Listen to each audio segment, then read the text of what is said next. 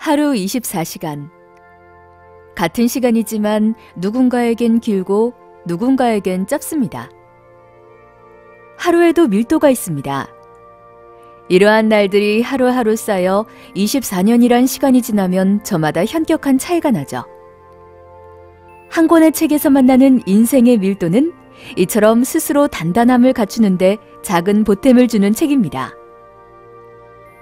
이 책을 쓴 강민구 판사는 대법원 법원도서관장 출신입니다. 그는 법관으로는 이례적으로 혁신의 길목에 선 우리의 자세라는 강연으로 유튜브 150만 조회를 기록한 화제의 인물인데요.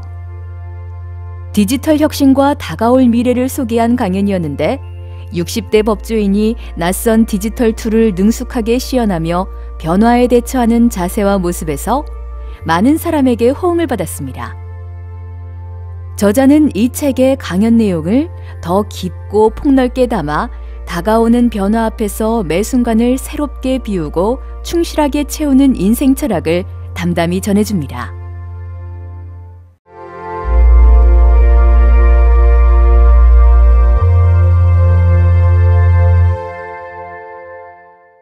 새벽은 누구에게나 공평하게 주어진다.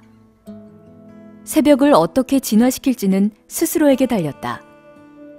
우리는 하루의 끝인 밤을 통해 그날의 일들을 정리하고 아침마다 제로에서 삶을 새로 시작하는 것처럼 하루를 새삼스레 연다.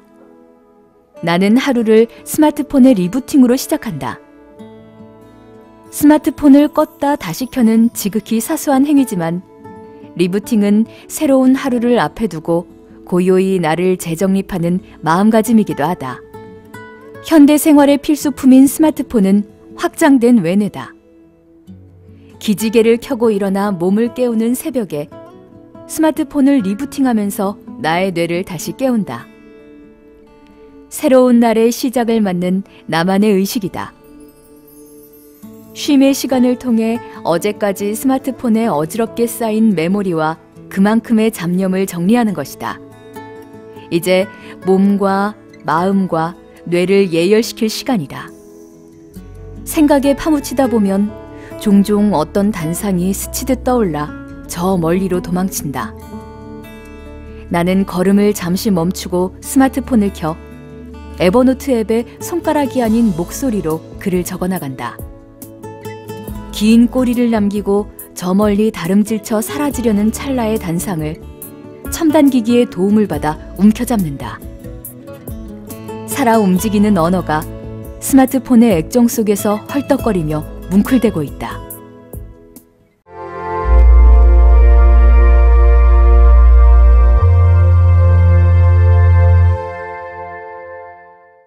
미이호학 불치하문. 논어 공야장에 실려있는 구절로 우리에게도 널리 알려진 공자의 명언이다. 제자 자공이 공자에게 이렇게 물었다. 공문자는 어떻게 문이라는 시호를 받으셨습니까? 공자는 다음과 같이 대답했다. 영민하고 배우기를 좋아하며 아랫사람에게도 묻는 것을 부끄러워하지 않았기 때문이다. 당대인들로부터 문 자체라고 칭해지는 것은 학자가 받을 수 있는 최고의 명예다. 공자는 공문자가 기꺼이 모르는 것을 물을 수 있는 용기와 유연함을 가지고 있었기 때문에 시호를 받을 만했다고 평가한 것이다. 2017년 1월 부산지법을 떠나면서 남긴 고별 강연 영상이 여기저기 회자되면서 과분한 사랑을 받았다. 그 배경에는 스마트폰이 생활의 필수품이 됐음에도 불구하고 첨단기기에 익숙한 젊은 사람들조차 제대로 사용하는 경우가 드문 실정이 있다고 본다. 음성을 텍스트로 변환해주는 프로그램의 사용 방법부터 카메라로 찍은 문서를 검색 가능한 텍스트로 변환해주는 모바일 스캐너 활용 방법까지 적지 않은 나이의 판사가 업무 효율성을 올려주는 스마트폰의 여러 기능을 쉽게 사용하는 모습을 지켜보면서 많은 이들이 신기술에 대한 두려움을 떨쳐내고 나도 할 수 있을 것이다라는 자신감을 가졌다. 한 사례로 나는 신간 서평 기사들 가운데 눈길을 끄는 책들을 에버노트를 활용해 메모한다. 에버노트는 문서 노트 클라우드 서비스다. 나는 에버노트를 사용자의 음성을 텍스트로 변환해 저장하는 메모장으로 활용한다. 이것과는 정반대로 토크프리 같은 TTS 앱은 텍스트를 음성으로 바꿔준다. 나는 이러한 도구를 활용해 말로 글을 쓰고 다른 일을 하며 말로 책을 듣기도 한다.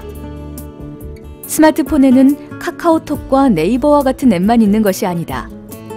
대부분이 전화기나 동영상 재생기로만 무심코 사용하는 기기를 누군가는 또 하나의 두뇌로 활용하고 있다. 이는 젊고 늙음과는 상관없다. 앞으로 우리는 이렇게 IT 감수성이 뛰어난 사람과 협업하고 또 경쟁해야 한다.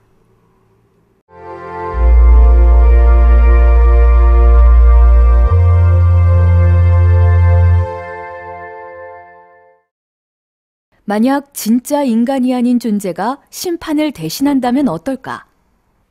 SF에서나 나올 법한 상상이 아니라 이미 많은 스포츠 종목에서 첨단 기계가 심판의 역할을 일부나마 대신하고 있다. 옥스퍼드대 보고서에서 전망하는 인공지능의 일자리를 빼앗길 가능성이 가장 높은 직업군 1위는 바로 내가 지금 몸담고 있는 판사나 검사, 변호사 등의 법조 계열이다. 인공지능이 재판에 도입된다면 방대한 분량의 기존 판례를 단시간에 검토하는 것이 가능해지므로 판결에 드는 시간과 인력, 예산이 획기적으로 줄어들 것이다. 하지만 인공지능과 같이 냉철하고 합리적인 판결을 내리더라도 그 결정에 영향을 받는 사람들의 사연이 있음을 잊어서는 안 된다. 만약 그것에 대한 긴장을 놓치게 된다면 법은 어느새 사람 위에 군림하게 된다. 당사자가 수긍할 수 있는 결론을 내리는 것도 중요하지만 그 과정도 중요하다. 수긍하는 이유가 법률과 조리일 수도 있지만 때로는 판결 결과와 상관없이 법관이 보여주는 소통에 대한 진지한 자세에 당사자의 억울함이 눈 녹듯 사라지는 경우도 있다. 어쩌면 앞으로 법관을 희망하는 이들이 가장 파고들어야 하는 책은 법전이 아니라 인간에 대해 깊이 고민한 고전일지도 모르겠다. 사람의 농도는 세월이 지날수록 짙어진다고 하죠. 인생의 밀도. 이 책은 특정 분야에서 어떤 정점에 도달한 법조인이 평생에 걸쳐 쌓은 사유와 성찰을 바탕으로 다가오는 변화의 길목에서 삶의 밀도를 높여주는 7가지 자세를 조언해주고 있는데요. 거대한 디지털 흐름 속에서 변화가 두려운 독자라면 이 책에서 매 순간 새로워지는 삶의 지혜를 얻어보시는 건 어떨까요?